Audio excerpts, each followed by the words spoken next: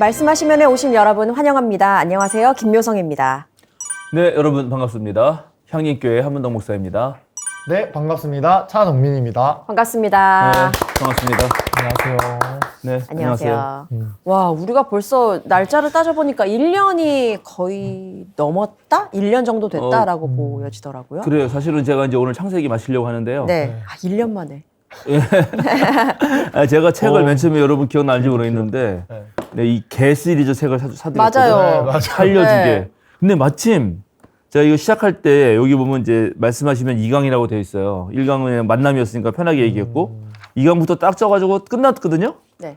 한 권을 딱 한 권이 딱 쓰셨군요. 끝났어요. 예, 그러면서 이제 창세기 50장짜리인데 그거를 41강 정도로 야. 해서 우리가 1년 만에 이야. 작년 2월 22일쯤에 시작했거든. 엄청나다. 긴 여정이었어요. 네네네. 창세기를 1년 만에 끝낸다는 거는 좀 보시는 분들도 대단하시는 거예요. 그죠? 이게 성서 공부 사실은 좀 지겹고 공부 유튜브는 원래 안 되는데 네. 그래도 꾸준히 봐주시는 분들에게 감사드리면서 감사합니다. 오늘 창세기 전체를 한번 우리가 배워왔으면서 떠올려 보면서 좀 인상 깊었던 거. 네. 예, 혹시 또 우리 시청자분들도 그런 게 있으면 댓글도 달아주시면 또 우리가 출애굽기 넘어가기 전에 한번 말씀도 드릴 필요가 있을 것 같고 그렇게 해보려고 합니다. 네. 괜찮겠습니까? 네, 좋습니다. 예, 일단은 지난번에 우리가 그 내란범 체포된 것을 약간 축하하면서 네. 또 앞으로 우리가 할 일은 무엇인가 예, 이런 얘기를 했죠. 그런데 그 지금 사법부의 그런 폭도들의 반란이라고 하는 거는 이거는 좀 전 정확하게 짚고 넘어가야 생각해요. 해외 진짜로. 토픽감이죠. 해외 토픽. 그것도 한국에서 일어날 수 없는. 그러니까 이거는 완전 양상이 다릅니다. 네네네. 그러니까 이거는 정확하게 정말 폭동을 일으킨 거거든요. 계속 뉴스 열심히 봐요. 열심히 보는데 그 몇 명이 딱 있잖아요, 그죠? 딱 이끌어가지고 네. 아예 그 영장 실질 심사하는 판사, 네네네. 예, 그 판사님을 찾아서 아예 거기를 어떻게 공격하려고 하는 그런 모든 계획. 그리고 그걸 이끄는 사람은 먼저 들어갔다가 다 일 버리고 빠져나오고. 그러다 긴급 체포되기도 하고. 뭐 그런 사람도 네, 있고. 네, 근데 그런 사람도 있고. 지금은 그 내란범 체포 아니 뭐지 그 막 앞에서 지시하고 그 사람은 흔히 이렇게 머리가 이렇게 돼가지고 투블럭이라고 불리는 아, 사람인데. 투블럭 근데 오늘 지금 잡힌 것 같은 느낌이에요. 아 그래요? 지금 한 명이 오늘 아침에 긴급 체포된 사람이 있는데 아, 뭐 그럼 투블럭이다 다행이에요. 아니다. 지금 그게 커뮤니티에서 돌고 있는데 방송은 나갈 때쯤이면 다 알려져. 그러면 이제 다 알려지겠죠. 왜냐면 네네네. 그 사람은 너무 위험한 게 불 지르려고 했더라고요. 그렇게 의심이 되는 상황이 있었죠. 그 기름통 같이. 기름 그 뭐야 라이터에 이렇게 라이터에 기름 넣는 그 있어요. 기름 노란 거. 네. 그거 이렇게 막 창문으로. 아, 그게 원래 라이터에 넣는 기름이에요? 예. 저는 담배는 안 피지만 우리 어릴 네네네. 때 우리 아버지 라이터에 넣는 그 기름이 있거든요. 그 기름을 이거 이렇게 지프 라이터 보면 이 뒤에 솜이 있어가지고 네. 거기다 쭉쭉 넣으면은 기름이 묻어 있어서 그걸 또 받아서 누군가가 창틀에 계속 뿌리고 안쪽에다 뿌리고 뭐 이러더라고요. 그 안쪽에 뿌린 다음에 던지고. 그 사람이 불 딱 붙여가지고 투블럭이 이렇게 던지는 장면 나와요. 영상. 봤습니다. 그러니까는 이거는 법원에 이제 방화까지 하려고 하는 거거든. 그래서 자기의 모든 그렇게 일을 벌이고 네. 증거 인멸하면서 이제 완전히 상상할 수 없는 일을 벌어지는 거고 이거를 절대 그만 놔두면 안 되는 이유가 이렇게 하면은 그 깨진 유리창 이론이 있어요. 알아요? 네. 한 번 깨진 거는 그게 자국이 남는다? 뭐 이런 거. 예를 들어서 깨진, 깨진 유리창 이론은 뭐냐면 네. 어느 지역에 깨진 유리창을 그냥 내버려 두면 거기에서 계속 범죄가 더 늘어나요. 그냥 예를 들어서 누가 여기 쓰레기 버리지 않는 곳인데 쓰레기 하나를 버려놔. 네. 그러면 가면 갈수록 그 쓰레기가 점점 쌓이고 더 거기가 문제시 되거든요. 네. 예, 그런 이론이 있는데 이것도 그렇게 될 수가 있어요. 그러니까 이거는 정확하게 저도 이제 확실하게. 그렇죠. 저도 글을 썼는데 네. 일벌백계라고 정확하게 한 명 그 사람 유언 사태를 정확하게 처리해서 다른 사람들이 100명이 절대로 그런 걸 못하도록 하는 일로 해야 됩니다. 이거 대단히 중요합니다. 맞습니다. 그런데 사실 이런 모든 배후에는 이 사람들이 있는 게 아니라 그쵸. 대통령이 있었던 거고 선동을 했고. 그렇지. 대통령을 지지하는 그런 국회의원들이 있는 거고 거기에 또 극우 세력이 있어서 이런 모든 것을 정말 우리 민주공화국인 이 헌정 질서를 유린하는 거는 절대로 안 된다. 그것도 폭력으로. 맞습니다. 사실 그게 창세기 전체 이야기거든요. 뭐. 이따가 얘기하겠지만. 네. 자, 그리고 지난번에 그 살짝 하면서 왜 르우벤은 네. 그렇게 맏아들로서 원래는 장자에게 주는 모든 힘도 있고 능력도 있고 통솔권도 있는데 잘 못했나. 가만히 보면 사랑을 일단 못 받아. 그렇죠. 그게 제일 크다. 그 배우의 라헬을 너무 사랑했던 야곱이 첫째 부인인 레아와 그의 자식들을 너무나 냉대했다. 레아가 오죽하면 둘째, 셋째 나면서 이름을 전부 다 네. 얘를 낳았으니까 나를 남편이 잘해주겠지 이런 식으로 이름을 짓는가부터 해서 또 어머니는 얼마나 한이 쌓였겠어요. 그런 아주 냉정한 아버지와 그 다음에 너무나 억울하고 한이 쌓인 어머니 밑에 네. 자란 첫 아들의 이 좀 한. 한과 무기력함과 예, 그다음에 시도는 하지만 끝까지 잘 못하는 마무리 못하는 이런 것들이 생긴 거다. 그래서 결국 사랑이 중요하다. 그래서 지난번에도 한번 읽었는데 한 번 더 읽고 싶은 마음이 있습니다. 네. 시편 27편 10절. 나의 아버지와 나의 어머니는 나를 버려도 주님은 나를 돌보아 주십니다.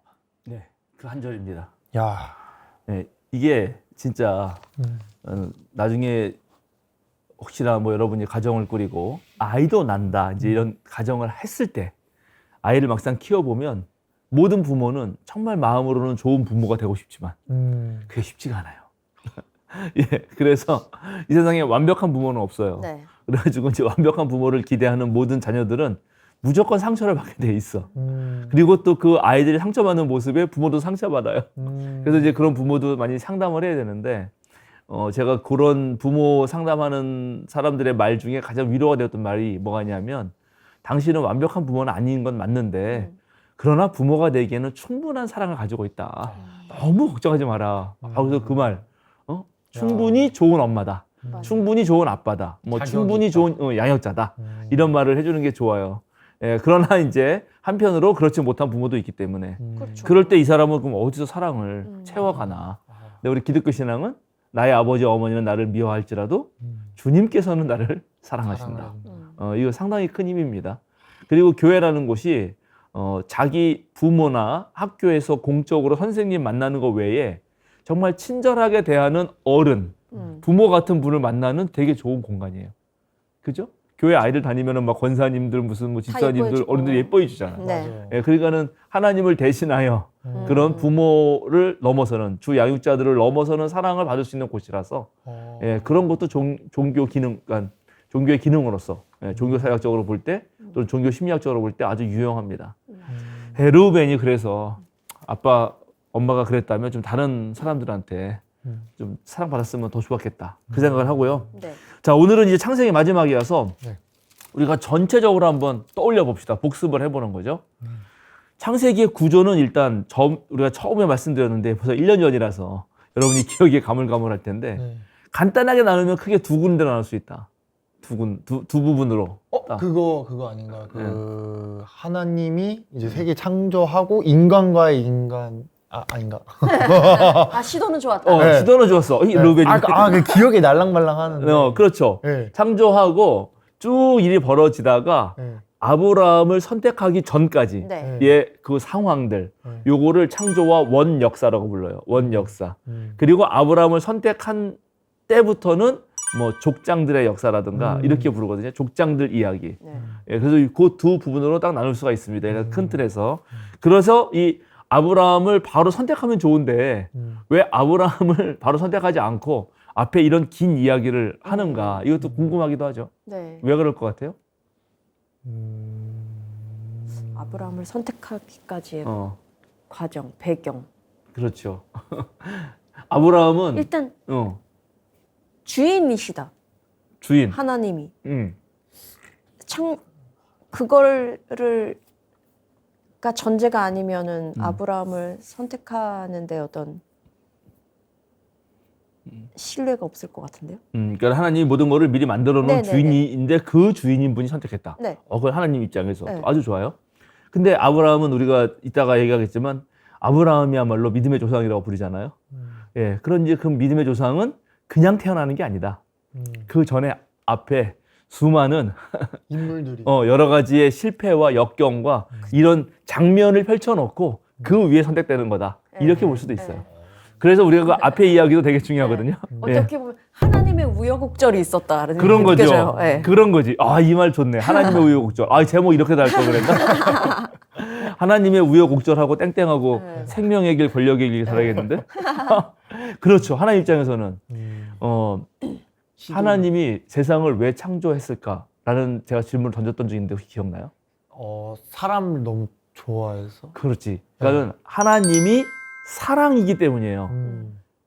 하나님이 사랑이기 때문이라고 이 이제 조직 신학이라고 이 성서 신학 말고 그런 쪽에서 막 얘기하거든요. 네. 하나님이 세상을 창조하실 이유가 없거든. 하나님은 충분하니까. 음. 하나님은 완전하니까. 하나님의 말로 완벽하니까 자기만으로도 스스로 충분한 분이거든요. 그러니까 상대가 굳이 있을 이유가 없어요. 세계. 네. 신과 세계인데 그렇죠. 이 세계를 만들 이유가 없거든요. 그런데 하나님의 가장 중요한 본질이 사랑이거든. 근데 사랑은 혼자 못한다. 네. 이게 재밌지? 네. 사랑은 상대가 있어야 되거든요. 그렇죠. 예. 그렇죠? 짝사랑 혼자 한다고 뭐 그렇게 하잖아요. 네.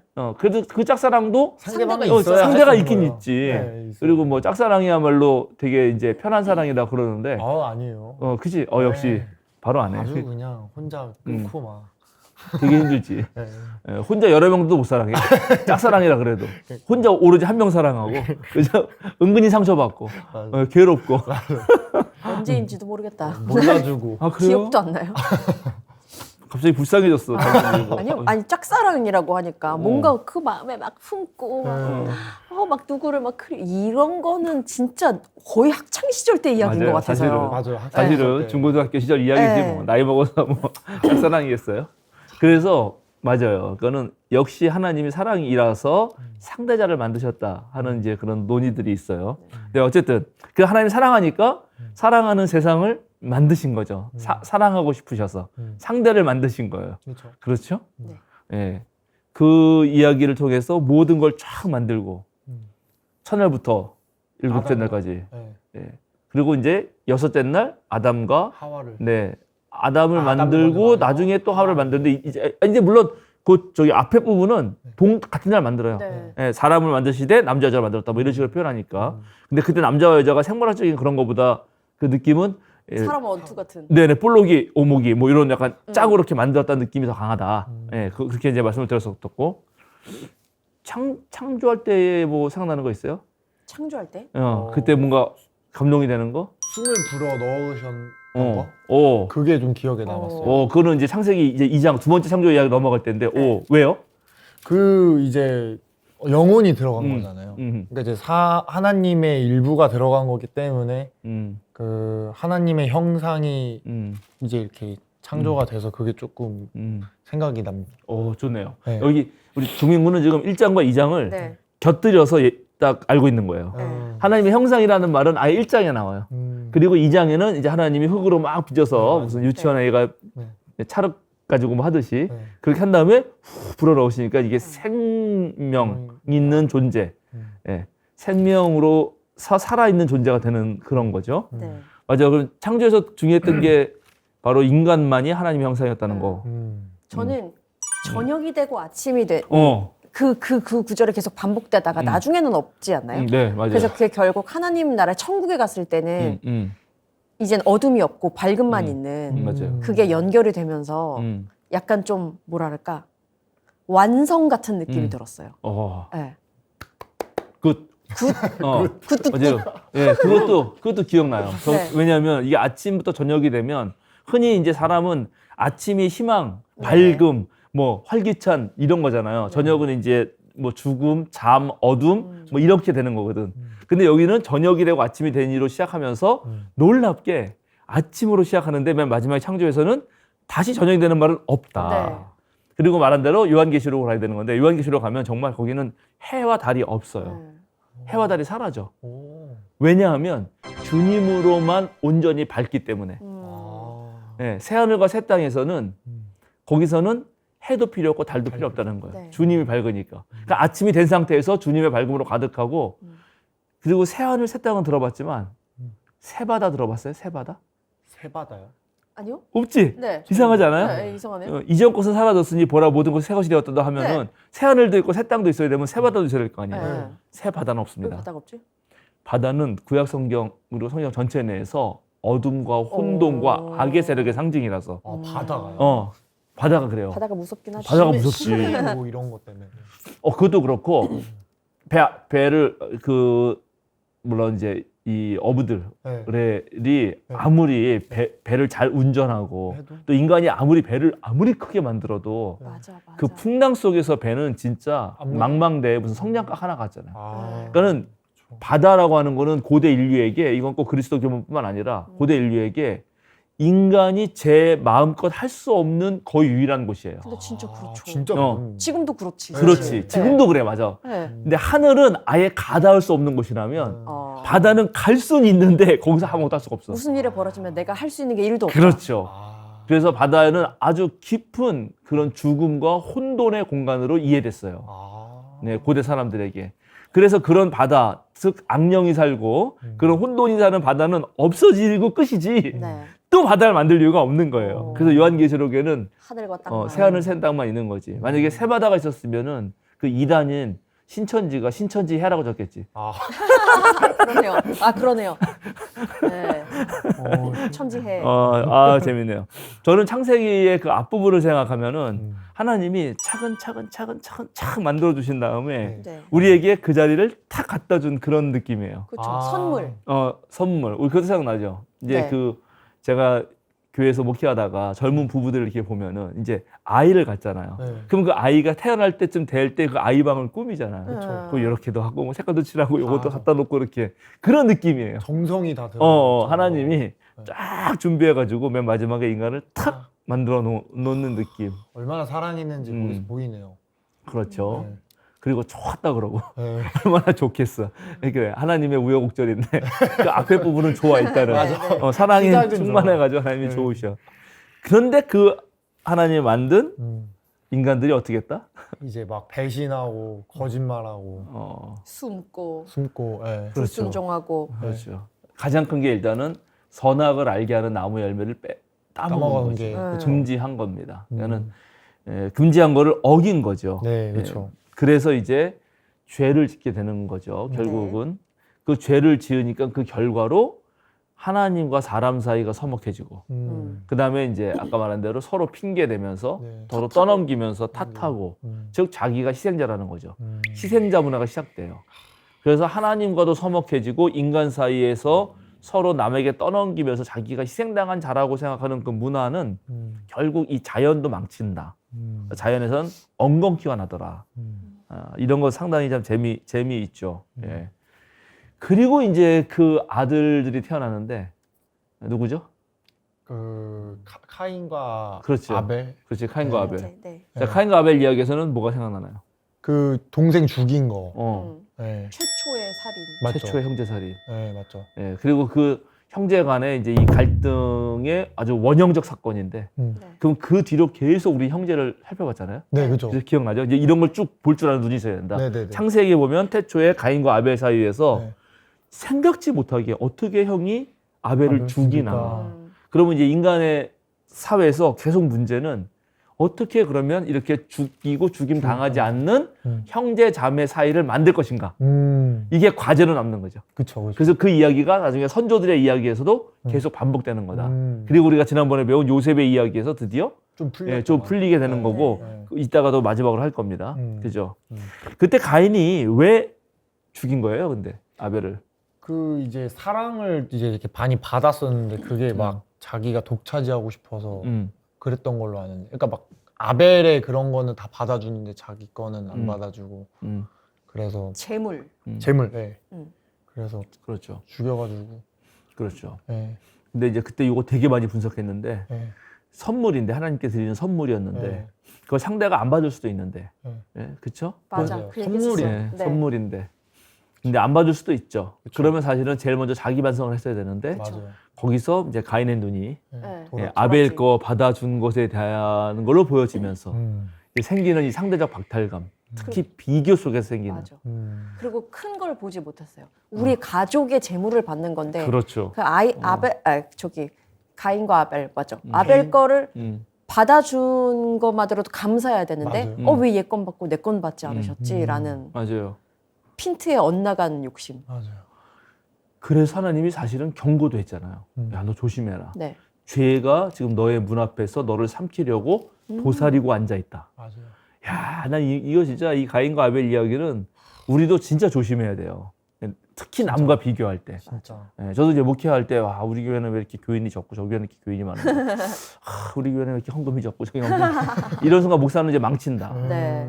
네, 하나님하고만 하나님하고 해야 되는데 예, 그렇습니다. 그리고 이제 그렇게 하다 보니까 역시 그 카인과 아벨과의 관계는 형제 사이 관계고 이제 사람과 하나님과 관계는 어떤 면에서는 부자 관계 이런 느낌도 있고 그리고 이제 그래서 부자 형제 자매의 관계가 계속 세대를 반복하면서 이어지는데 그 결과는 결국 폭력의 만연이었다. 네, 맞아요. 그래서 나중에 라멕이라는 인간이 등장합니다. 네. 그래서 가인이 자기가 살인 저질러서 혹시 누가 자기를 죽일까봐 걱정을 했더니 그래도 하나님이 또 그 가인을 사랑하는 마음으로 품어주시니까 너를 절대 죽이지 못하게 하겠다. 너를 죽이려고 하는 사람은 내가 7배나 네. 더 혼내주겠다 이렇게 해줬더니 그거를 마치 자랑 삼아서 하는 사람이 나타났죠. 라멕 기억해요? 네. 라멕이 뭐라 그러냐면 가인을 해친 자가 받는 머리 7배라면 나는 77갑절. 하겠다. 그러면서 그 얘기를 누구한테 하냐면 자기의 부인들에게 합니다. 부인이 아니고 부인들에게. 부인들이 네네. 여러 부인. 이 얘기도 했죠. 한 명의 남자가 여러 부인을 갖는 사회는 어떤 사회다? 불행한 사회. 그게 왜 불행해요? 이제 그 사랑을 그러니까 이게 그러니까 이제 사랑을 공평하게 네, 나누는 공평하게 해줘야 되는데 그게 안 되잖아요. 일단. 그 안에서도 이미. 네, 그죠. 그렇죠. 여기는 그 생각부터 먼저 하는구나. 아, 그렇구나. 저는 이게 놀랍게 인류가 고대 이제 인류학자들 연구해 보면은 생물학적 남녀 비율이 거의 1대1이에요. 그래서 한 남자가 많은 여성을 가져가잖아요. 그럼 많은 사람이 없는 사람도 있겠죠. 예, 총각 귀신으로 죽어요. 그래서 이제 맞다. 그 말씀도 하셨어요. 네, 기억나죠? 네네네. 맞아, 기억난다. 총각 그러니까는- 귀신이라는 표현을 하셨었어요. 예, 그때 몽달 귀신 뭐 이런 거 있잖아요. 네. 예, 그러니까는 이게 권력의 문제란 말이죠. 결국은 예, 권력이 한 사람에게 가중됐을 때 많은 사람들이 정말 평생 소원인 결혼도 못 해보고 죽는다. 옛날 같은 경우에 뭐 오늘날이야 얼마든지 비혼할 수 있지만은 그런 일이 일어난 거죠. 그렇게 하고 나서 세상이 그 모양이 되니까 하나님이 이제 마음을 먹죠. 다시 이제 리셋해야겠다. 리셋. 네. 맞아, 홍수는 리셋이다. 네. 왜 홍수를 했냐? 네. 홍수는 한번 싹 씻어주는 거야, 씻어주는 거. 깨끗하게. 이 땅이 죄로 물들었으므로 그 죄를 깨끗하게 씻어준다는 고대 사람들의 이미지가 있고.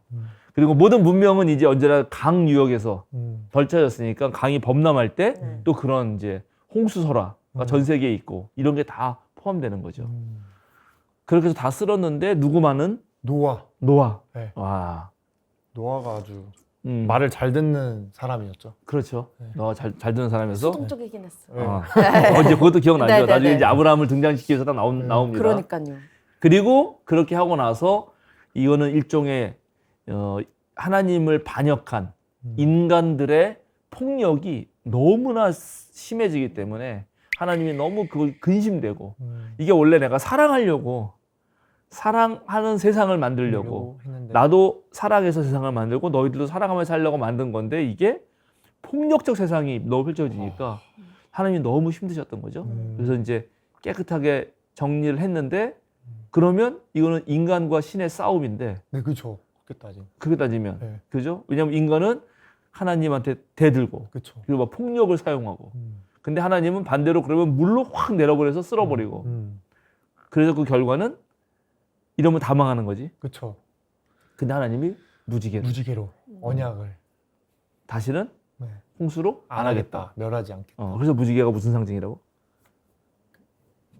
약속. 근데 약속이고 언약인데 네. 왜 무지개냐고? 기억나요? 활이요. 네, 활 모양. 활을 걸어주는 활이 거였잖아요. 방향이. 그렇지, 네네. 그렇죠. 무지개는 이렇게 언제나 무지개가 이렇게 생기는 무지개는 없거든. 네. 그렇죠. 다 이렇게 생겨 있잖아요. 네. 그래서 마치 하나님이 활을 하늘에 계신 하나님이 밑으로 쏘는 게 아니고 위로. 이걸 이제 하늘에 걸어두었다. 그리고 이걸 볼 때마다 내가 저거를 내려서 너희를 다시 쏘는 일은 없다라고 하나님이 약속하시더라. 네. 그렇죠. 야, 이게 진짜 끝내주는 거죠. 그렇게 해가지고 이제 그럼 다시 리셋된 세상에서 괜찮아지나 했는데 아니죠. 아니지. 안 되나 봐. 그래요. 이거 조심해야 돼요. 네. 지금 우리가 다 리셋을 이번에 하고 있잖아요. 네. 그럼 윤석열 같은 인간이 다시는 안 나오리라 나- 보장이 없어요. 그렇죠. 정광훈 같은 놈이 다시는 발생 안 하리라는 보장이 없다는 거야. 아니나 다를까? 또 바벨탑에 모여가지고 네. 저 열심히 탑을 쌓고 쌓고 있고 옛날에는 하늘에 닿으려고 하늘에 하고 있고. 닿으려고. 아담하고 하와가 혼자 그냥 그 소나가 따먹으면서 그것도 유혹에 넘어가가지고 하나님 전능하고 싶어가지고 했는데 이거는 대놓고 우리의 이름을 날리자. 그쵸. 우리가 하늘에 닿게 하자. 이러고 딱 그 획일적 언어로 왜냐면 일치키려면 그렇게 해야 되거든. 다 똑같은 말을 써야 되거든. 아, 예, 그렇게 해놓으니까 하나님이 그거를 흐트러 버리시고 이제 이건 아닌데 그럼 이 세상을 어떡하지? 하고 고민하시는 그 결과로 등장하는 것이 그럼 내가 어떤 한 사람을 택해보자. 그리고 그 사람을 내 백성으로 만들어서 이 백성이 다른 인간들이 따라가게 하는 하나의 모델이 되게 해보자 라고 진짜? 생각하시는 거야. 진짜 우여곡절이 이제 많아. 하나님의 우여곡절이야. 엄청났다 진짜. 그죠? 다시 이게 쭉쭉쭉 보니까. 보면 이해가 되겠죠? 네. 그러니까 하나님이 그런 생각 속에서 보면은 그런 거죠. 그래가지고 아브라함을 정말 시험해 보는 거죠. 너가 떠나라.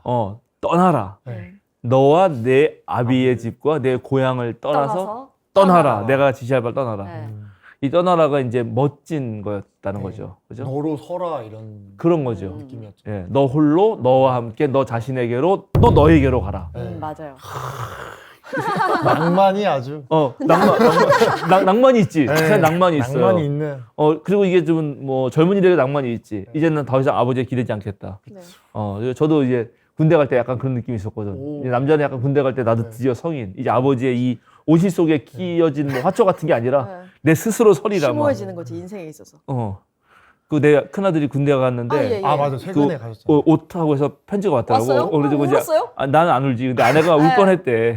안 울으셨대요? 그래도 안 울 뻔하고? 울었대. 다르게 야. 뭐가 소포가 같이 와가지고 그거 뜯느라 안 울었대. 편지 내용 살짝 어. 혹시 알 수 있어요? 아 이거 다 말할 수는 없고 근데 거기에도 하여튼간 하나 열심히 성장하고 싶다 뭐 아. 이런 내용이 있더라고. 그래서 내가 나도 옛날에 좀 이랬지. 아. 이 한국 남성이라면 겪는 건가? 네. 저는 편지 썼을 때 다 우셨대요. 누나도 울고. 어. 제가 그때 무슨 말인지 모르겠는데 막 진짜 반성문 쓰듯이 네. 너무 미안했다. 갑자기 삶을 되돌아보게 네. 되지. 진짜 그 거기 한 줄 내가 지금 기억나요. 한 줄 기억나는데 엄마가 해준 밥과 아버지의 설교와 동생과 함께 장난치던 일이 생각난다. 이야. 그런 게 진짜 생각이 나. 그렇게 생각나나 봐. 진짜 와 생각나. 너무 신기하다. 집밥이 생각이 많이 나고. 예. 네. 근데 군대 갔다 와서 다시 리셋 되잖아요. 그게 문제예요. 보통 그러던데. 맞아. 네. 그래서 제가 옛날 생각한 게 뭐냐면은 병장까지 가면 안 된다. 딱 힘들 때 나와야 돼. 일병에서 상병 올라갈 쯤 제대시켜야 된다. 아, 내가 이런 얘기도 하고 그랬는데 어쨌든 아브라함은 그렇게 홀로 네. 섰죠. 근데 아브라함이 위대한 거는 왜 아브라함이 믿음의 조상이냐, 그리고 왜 아브라함이 새로운 인간 유형의 탄생이냐고 하는 것이 바로 맞아. 앞에 사람들이 했던 그 것들. 세상 전체가 했던 실패를 아브라함은 극복한다. 맞아요. 첫 번째가 지금 방금 말한 대로 홀로 섰고, 그죠? 그래서 홀로 책임적 존재로 내가 나 자신과 함께 나아가 보리라 하고 마음 먹는 거고, 정말 그 힘을 가지고 첫 번째 조카 롯을 구하죠. 맞아요. 그러니까 자기 가족에 대한 맞아요. 철저한 그런 보호, 네. 돌봄에 대한 책임을 지고. 심지어 그 롯이랑도 그럼 좀 살짝 그런 그럼, 갈등이 있는 상태에서 그렇게 했던 게 그렇죠. 대박이었던 것 같아요. 그렇죠. 그래서 이게 같이 나왔는데, 롯을 데리고 나왔는데 네. 그 롯도 되게 커지고 하니까 그 양치는 목자들이 서로 싸워서 네. 그럼 네가 이쪽 하면 맞아요. 내가 이쪽 한다 이렇게 양보하면서. 네. 근데 그걸로 갔는데 거기가 바로 이제 소돔과 고모라가 난리가 나가지고 전쟁이 나가지고 거기 잡혀갔잖아요. 네. 그리고 그것뿐만 아니라 아브라함은 남에 대해서도 환대문화, 앉아있다가 지나가는 사람이 들어가니까 막 엄청 막 잔치를 벌려가지고 대접하죠. 네. 그러니까 타자에 대한 윤리적 존재로서도 책임을 다하고, 그리고 이제 소돔과 고모라가 멸망할 때 자기랑은 상관도 없는데 사실 롯은 뭐 자기가 구하려면 되니까. 그런데 공동체를 위해서 하나님과 맞아. 네, 리더의 모습. 네, 정말 토론, 아주 약간 맞서는 네. 노아와 다르게 좀. 그렇죠, 논쟁을 하는 거죠. 네. 그러니까 노아는 이건 아니지 않습니까? 맞아, 시키는 대로만 한단 말이지. 문 뚜껑 열고 안 나온단 말이지. 하나님 열어줄 때까지 가만히 있어. 그래서 그거 비교되는 거죠. 네. 그러니까 벌써 그게 그 세 번째 이제 공동체적 윤리까지 책임지는 거죠. 그러니까 동민군 정도 되면은, 나이가 그 정도 되면은 이제 나 책임져지고 남하고도 내 주변 사람도 좀 챙기고 맞아요. 좋은 친구랑 살 수 있어요. 근데 여기서 진짜 한 발 더 나가려면 야, 우리 사회가 이렇게 되면 안 되는 거 아닌가. 우리 사회가 맞아. 어떻게 되는가. 하다못해 정치적인 어떤 선택을 할 때도 네. 좀 생각하고 하고 이제 그 정도 나아가는 거죠. 음. 그리고 맨 마지막으로 이제 존재론적 물음. 나는 어디로부터 온 존재인가. 그래서 내가 정말 사랑하는 내 아들을 바치라고 했을 때 이거 완전 내가 무너지는 자리인데 네. 그거에 어렵게 대한 얻은. 것까지도 어떤 방식으로도 아브라함은 극복해낸다. 그래서 정말 새로운 인간 유형의 탄생이고 이제 언약의 백성으로서 이 아브라함을 어떻게 이어가느냐가 이게 과제였던 거죠. 맞아요. 이제 그래서 그거를 이어나가도록 하기 위해서는 뭐가 필요하냐면 아브라함에게는 땅이 필요하고 자손이 필요했습니다. 네. 언약의 백성은 늘어나야 되니까요. 잘 살아내야 되니까 정말로. 그런데 하나님의 아들도 백세나 돼서 준다. 되게 맞아요. 늦게 해주셨어요. 그리고 그 늦게 난 아들은 17살쯤 먹어가지고 바치라고 그러죠. 그렇죠. 바치라 그래가지고 또 엄청난 트라우마를 입는다. 네. 그래서 의외로 이삭은 활약상이 적다. 음. 다만 그렇게 아버지께 순종함으로써 전통적으로 자신을 드리는 행위로서 후대의 해석은 그래도 이삭은 아브라함의 유산을 이어주는 사람. 브릿지. 브릿지 같은. 예, 브릿지. 이거 되게 중요하거든. 허브. 음. 본인은 드러나지 않지만 이걸 허브로서의 역할을 너무 잘했다. 그래서 이제 그걸 잘 하는데 그 다음에 태어난 것이 야곱과 야곱. 에서인 네. 거죠. 예. 근데 뭐 에서는 주인공은 아니니까 야곱이 주인공인데 야곱은 어떤 인간인가? 자기가 주인공인지 모르고 에서를 약간 부러워했었죠. 그렇죠. 그래서 투쟁하는 인간이 돼요. 네. 네. 아, 이것도 좋아요. 야. 맞아요. 사실은 자기가 언약의 주인공이었어요. 음. 자기가 원래 땅과 후손을 약속받은 사람이었는데 네. 형이 갖고 있는 그 권력이 두려워가지고 맞아요. 그죠? 그래가지고 그거를 쟁취하기 위해서 끊임없이 투쟁해요. 네. 근데 그 투쟁이 좋은 방식이 아니라 속이는 거였다. 맞아요. 그것도 약간 예, 가르치고. 그렇죠. 형도 속이고 아버지도 속였다.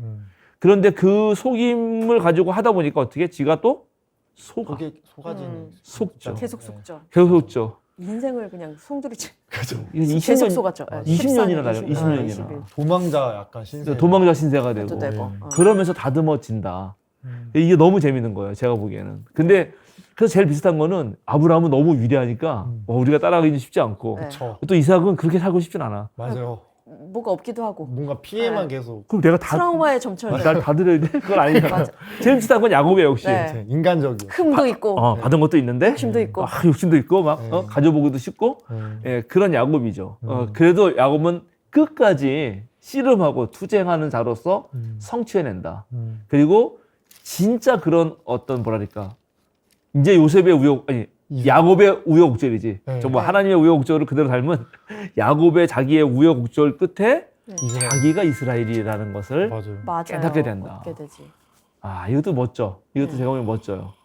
그런데 그렇게 투쟁하고 싸우고 막 쟁취하고 이런 애들만 하나님 인정해주면 안 되니까 맞아. 그의 그림자로 요셉이 요셉도. 등장한다. 맞아요. 아이 성향. 네. 아이 성향. 맞아. 네. MBTI의 아이. 맞아. 이만 챙긴 게 아니셨지. 맞아. 그렇죠. 그래서 그러한 내향적 인간. 그러나 그 사람들은 수동적인 것 같아도 잘 관찰하고 잘 보고 기다리다가 기다리다. 결정적인 순간에 제대로 된 판단을 하고 행동하면 일약 스타가 된다. 그런 애들 있어요. 때가 있어. 맞아요. 사실은 우리 중요하신 둘째가 약간 그런 스타일이거든. 어. 말을 잘 안 해요. 네. 가만히 있어. 그래서 얘는 옛날에 좀 웃긴 게 하나 뭐냐면 첫 학기 때 중학교 때인가 첫 학기 때 가만히 두고 봐. 말도 안 하고. 그러니까 애들이 친구가 잘 못 사귀는 걸로 느낄 수 있어요. 선생님이 이제 약간 쟤는 너무 애가 조용하고 저래서 네. 사회성. 사회성이 떨어지는 거 아닌가 이렇게 생각할 수 있는데 그렇게 해서 한 학기를 보내고 이제 방학 때고 2학기 돼서 반장을 뽑으면 무조건 제 아이가 돼요. 야, 그래. 맞아. 그런 네. 친구가 그런 애가 있어. 예, 있어요. 무슨 말인지 알죠? 가만히 있는데 그 친구는 어. 막 나대지 않는데. 다 보면서 다 한 거야. 그래서 내가 너가 어떻게 되냐 했더니 뭐 저밖에 될 사람이 없어요. 딱. 그 너무 그때 웃겼어. 자신감 넘치는. 신중한 거네요. 되게 신중한 거야. 오히려 아. 막 나대는 게 아니라 중요할 때. 관찰을 잘하는 것 같아요. 그런 내향적인 분들은 한 발 물러서서 관찰을 잘하고 때를 잘 기다리고 그래서 그때 정확히 할 행동을 하면 갑자기 있는지 없는지도 모르는 아이가 반장이 된다. 네. 요셉. 딱 리더의 자질이네요. 그게 갑자기 네. 리더가 되죠. 네. 그래서 요셉이 잘한 거는 그렇게 해서 결국은 7년 대환란, 대기근에 고대 근동 사람들을 살린 건 잘한 건데 그렇지만 결정적 치명타는 네. 그런 과정에 국제적 이 권력. 파라오에게 맞아요. 너무나 많은 권력을 실어주고 음. 애굽 사람들을 파라오 밑에 종으로 만들게 해버렸다는 것이 음. 결정적인 실수다. 똑똑하다 똑똑하다 했더니 네. 맞아요. 그런데 이거는 진짜 우리가 경계하고 조심해야 된다. 우리 맞다 간과했어. 마찬가지입니다. 맞아요. 우리가 어려울 때 세상을 누군가 구하면 거기에 모든 힘을 실어주기 쉽거든요. 아, 안 되죠. 그럴 때마다 혹시 그 힘이 왜곡돼서 사용되는 건 아닌지를 살펴야 한다. 맞습니다. 라고 말한 거죠. 네. 이렇게 이제 선조들의 이야기가 흐르는 겁니다. 그런데 성경을 이렇게 이제 쭉 창세기를 읽다 보면은 약간 뜬금없는 데가 있어요. 네. 약간 뜬금없는데. 굳이 안 넣어도 돼. 이거 안 넣어도 될 것 같은데 이 얘기는 왜 있지? 그게 바로 창세기 38장입니다. 18장이요? 유다와 다말. 요거 좀 보죠. 예, 요거는 일단 유다. 예, 유다는 그 기억나시죠? 큰아이 르우벤은 그 엄마랑 아빠랑 친하게 해주려다가 오해 사가지고 그랬죠. 저 녀석 내 첩. 첩을 건드렸다 해가지고 네, 날리고 시몬과 레위는 그 딸, 그죠? 레아의 딸, 야곱의 무남동녀, 아니 무남은 아니지, 무남은 아니니까 네. 그 외동딸, 네. 외동딸이 그런 성폭행을 당한 것에 흥분해가지고 이 시몬과 레위가 전부 다 그 세겜 족속을 다 죽여버렸단 말이죠. 그래가지고 또 이 야곱에게 분노를 사서 이제 유다가 맏아들 역할을 하는데 그 유다 이야기가 아주 이상한 이야기가 나와요. 다말. 그래서 이거를 유다와 다말. 묘성 장군이 쭉 읽으시다가 제가 정지하면 또 네. 좀 설명한 거 읽고 이렇게 하겠습니다. 이거 중요해서 다 읽어야겠습니다. 네. 그 무렵에 유다는 형제들에게서 떨어져 나가 히라라고 하는 아둘람 사람이 사는 곳으로 가서 그와 함께 살았다. 유다는 거기에서 가나안 사람 수아라고 하는 사람의 딸을 만나서 결혼하고 아내와 동침하였다. 그가 임신하여 아들을 낳으니 유다가 그 아들 이름을 에르라고 하였다. 그가 또 임신하여 아들을 낳았다. 이번에는 아이의 어머니가 그 아들 이름을 오난이라고 하였다. 그가 또다시 아들을 낳고 이름을 셀라라고 하였다. 그가 셀라를 낳은 곳은 거십이다. 유다가 자기 맏아들 에르를 결혼시켰는데 그 아내의 이름은 다말이다. 일단 여기까지. 네. 그러니까 유다는 아들 셋을 낳았어요, 그죠? 삼형제고 첫 아이가 에르인데 에르는 네. 결혼을 했습니다. 그리고 첫 며느리가 다말인 거예요. 네. 이제 상황 파악했죠? 유다의 며느리 다말. 계속. 유다의 맏아들 에르가 주님께서 보시기에 악함으로 주님께서 그를 죽게 하셨다. 유다가 오난에게 말하였다. 너는 형수와 결혼해서 시동생으로서의 책임을 다해라. 너는 내 형의 이름을 이을 아들을 낳아야 한다. 내 형의 이름을 이을 아들을 낳아야 한다. 그러나 오난은 아들을 낳아도 그가 자기 아들이 안 되는 것을 알고 있었으므로 형수와 동침할 때마다 형의 이름을 이을 아들을 낳지 않으려고 정액을 땅바닥에 쏟아버리곤 하였다. 그가 이렇게 한 것이 주님께서 보시기에 악하였다. 그래서 주님께서는 오난도 죽게 하셨다. 자, 여기까지. 이게 재밌죠? 이거는 고대 사회의 특이한 건데 야. 형사 취수제라고 해요. 네. 형이 죽으면 동생이 형의 아내인 형수님을 결혼하는 거예요. 네. 그렇게 하는 이유는 대를 잇게 해줘가지고 그 형수가 또 아들을 낳거나 낳으면 그 형의 재산이 네. 그 아들에게로 그대로 이어지게. 근데 그렇게 안 하면 어떻게 되냐면 나중에 형수도 죽고 나면 거기 대가 끊기죠? 네. 그럼 이 집안에 물려받는 땅을 누가 갖겠어? 둘째가 다 가질 수 있잖아. 그러니까 오나는 내가 왜 그렇게 해줘? 이제 기다리고 있으면 내 건데. 그치. 그래서 이게 땅의 경계를 옮기지 않기 위한 평등한 세상이 되기 위한 아주 고도의 방법이거든요. 이런 법이 있습니다. 근데 오나는 그거를 거부했어요. 네. 그러니까 평등법을 거부하고 자기가 다 가지고 싶었던 거죠. 네. 그러니까 하나님이 또 화가 나신 거야. 그래서 죽었어. 네. 자, 이제 11절부터. 유다는 자기의 며느리 다말에게 말하였다. 나의 아들 셀라가 다 클 때까지 너는 내 친정 아버지 집으로 돌아가서 과부로 살고 있어라. 유다는 셀라를 다말에게 주었다가는 셀라도 제 형제들처럼 죽을지 모른다고 생각하였다. 그 뒤에 오랜 세월이 지나서 수아의 딸 유다의 아내가 죽었다. 곡을 하는 기간이 끝났을 때에 유다는 친구 아둘람 사람 히라와 함께 자기 양들의 털을 깎으러 딥나로 올라갔다. 다말은 너의 시아버지가 양털을 깎으러 딥나로 올라간다 하는 말을 전해 듣고서 과부의 옷을 벗고 너울을 써서 얼굴을 가리고 딥나로 가는 길에 있는 에나임 어귀에 앉았다. 그것은 막내 아들 셀라가 이미 다 컸는데도 유다가 자기와 셀라를 짝지어 주지 않았기 때문이다. 길을 가던 유다가 그를 보았지만 얼굴을 가리고 있었으므로 유다는 그가 창녀인 줄 알았다. 그래서 유다는 그가 자기 며느리인 줄도 모르고 길가에 서 있는 그에게로 가서 말하였다. 너에게 잠시 들렀다 가마. 자, 들어가자. 그때 그가 물었다. 저에게 들어오시는 값으로 저에게 무엇을 주시겠습니까? 유다가 말하였다.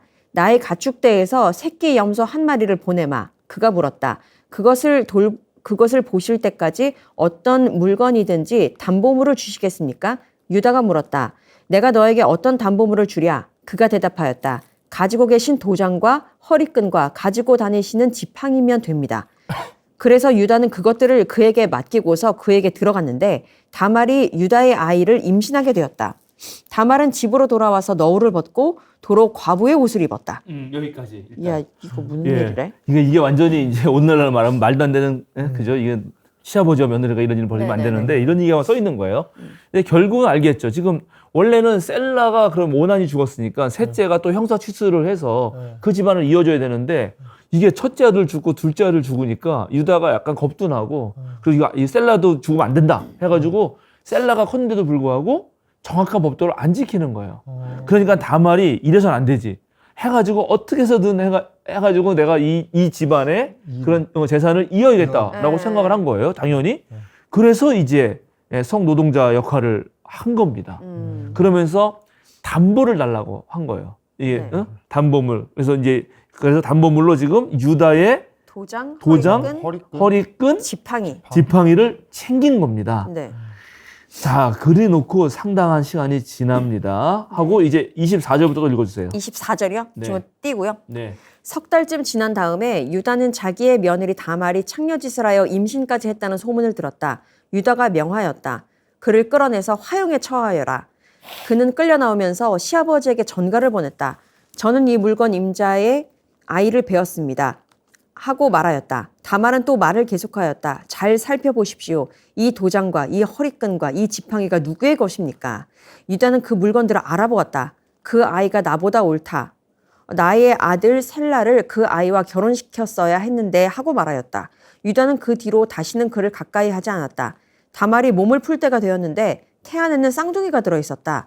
아기를 막 낳으려고 하는데 한 아기가 손을 내밀었다. 산파가 진홍색 실을 가져다가 그 아이의 손목에 감고서 말하였다. 이 아이가 먼저 나온 녀석이다. 그러나 그 아이는 손을 안으로 다시 끌어들였다. 그런 다음에 그의 아우가 먼저 나왔다. 산파가 어찌하여 내가 터뜨리고 나오느냐 하고 말하였다. 그래서 이 아이의 이름을 베레스라고 하고 그의 형 곧 진홍색 실로 손목이 묶인 아이가 뒤에 나오니 그 아이 이름을 세라라고 하였다. 네, 여기까지입니다. 맞아요. 이거 옛날에 한번 읽었었죠? 네네네네. 이 재밌는 이야기입니다. 이게 일단은 충격적인 게 어떻게 시아버지와 며느리가 이렇게 생각할 수 있어요. 네. 근데 그거보다 더 중요한 건 이거를 그럼 왜 썼느냐는 거지. 이런 얘기를 왜 여기다 집어넣느냐. 그러게요. 그리고 심지어 이제 베레스와 세라. 그죠?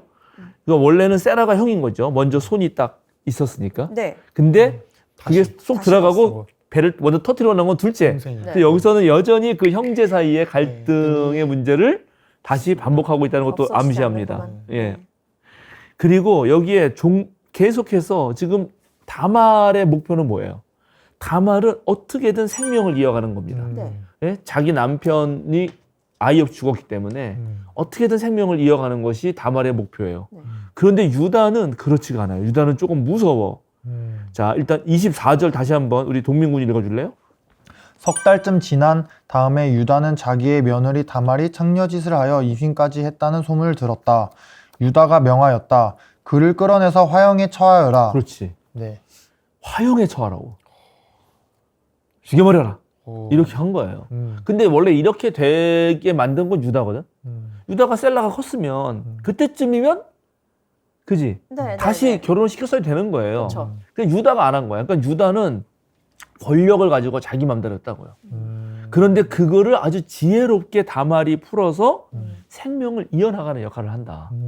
그래서 달랐다 이렇게 그렇, 말한 거구나. 그래서 여기서 나보다 가만히 낫다. 보면 이게 지금 어찌 보면 나중에 이제 출애굽기에 나올 여성들의 역할인데 여성들은 생명을 이어가는 역할을 합니다. 하와도 모든 생명의 어머니, 어머니. 예, 생명의 어머니거든요. 그리고 다말이 이런 역할을 해요.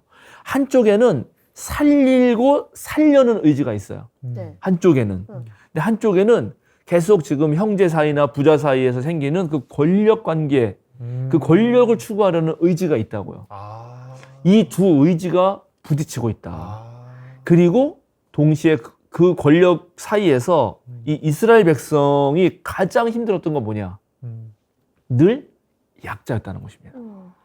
거대 강대국들 그 사이에서 늘 식민지를 당하면서 언제든 멸절당할 수 있는 그런 민족이었다. 사실은 뭐 지금이야 이제 유대 저기 이스라엘은 완전히 나쁜 깡패 국가가 돼버렸지만 그 전에 그 독일에게 의해서 600만이 학살당할 때까지만 해도 디아스포라로 전 세계에 흩어져가지고 자기의 나라도 못 찾고 뭐 그렇게 됐던 거 아니에요? 네. 근데 그럴 때는 약자여가지고 이들이 기억하는 거는 어떻게든 살아야 한다.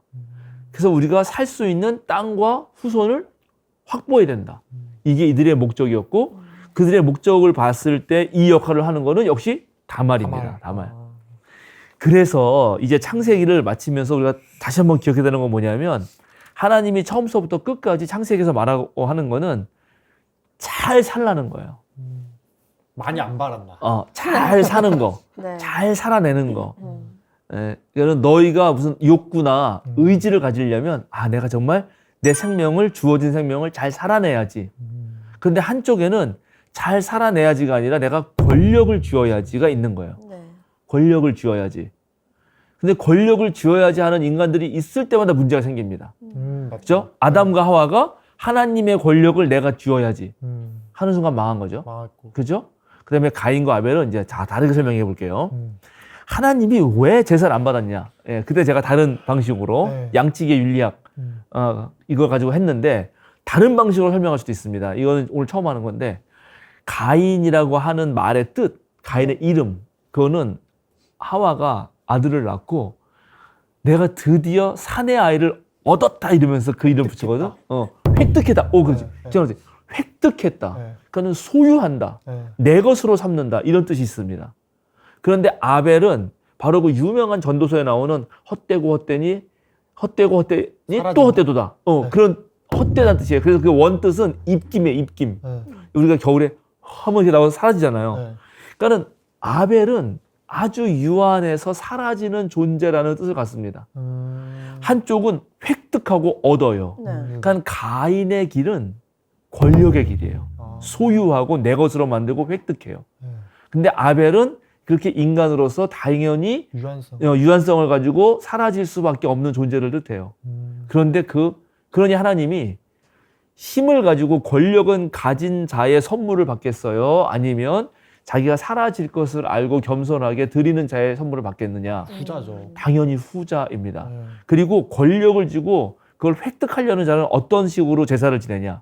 그런 사람은 어떤 식으로 선물을 하냐? 절대로 순수한 마음으로 한 적이 없습니다. 대가를 바라고. 그럼 잘 생각해 보세요. 그런 사람들은 거의 대부분 권력을 확장하거나 강화하기 위해 선물을 줍니다. 이유가 있어요. 그냥 진심으로 드리지 않아요. 그러니까 가인과 아벨 이야기에서도 보면 역시 권력의 힘과 이 사라질 수밖에 없는 이 사람이 하나님께 감사하면서 내가 살았다. 하루를 한 것에 너무 감사하다라고 하는 이 생명의 의지가 같이 간다고요. 그래서 결국은 창세기 이야기는 살려주게야. 살려주게. 내 책 살려주게. 네. 살려주게.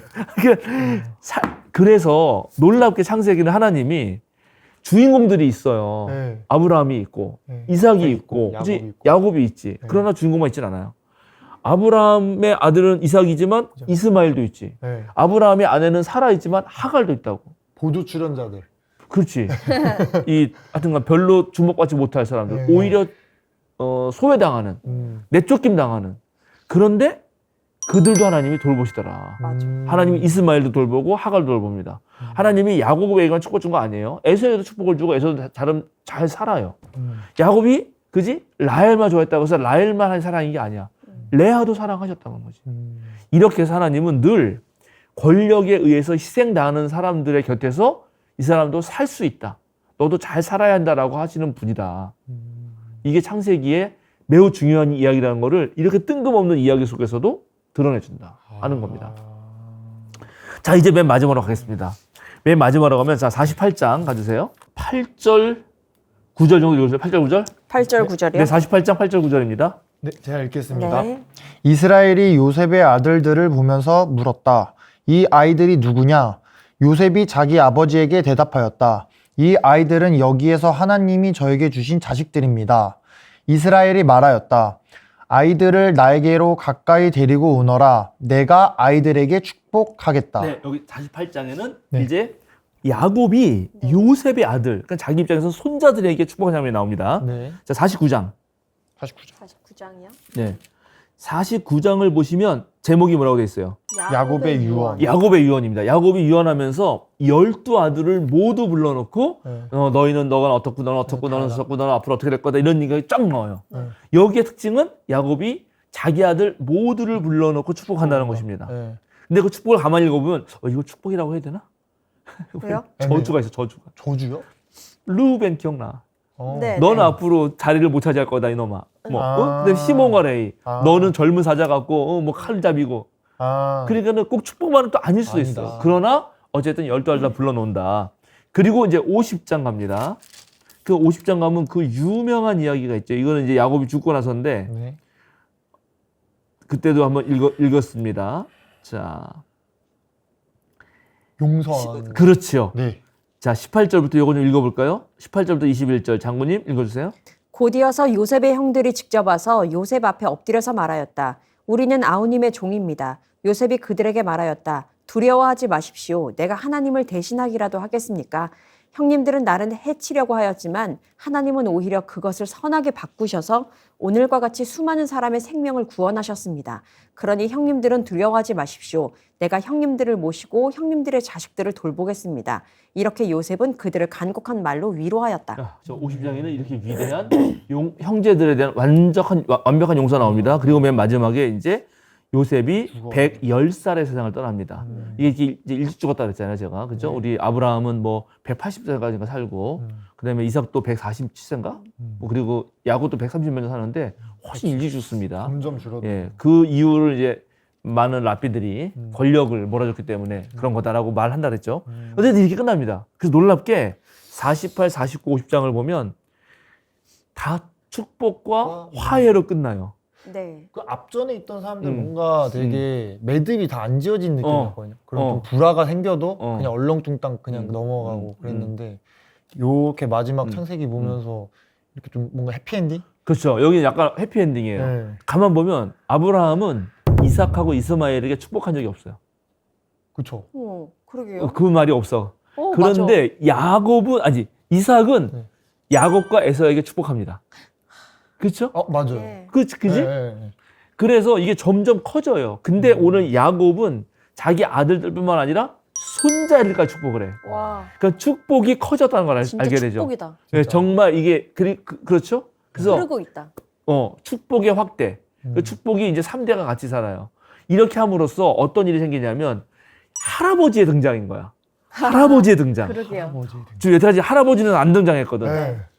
알겠죠? 네. 축복을 손자들에게 해줌으로써 할아버지가 등장한다. 이거는 어떤 의미가 있냐면은 자, 오늘날 마찬가지인데 오늘날 우리가 노인은 네. 이중성이 있습니다. 이중성. 왜냐하면 하나는 사회적인 엄청난 약자예요. 약자. 그쵸. 예.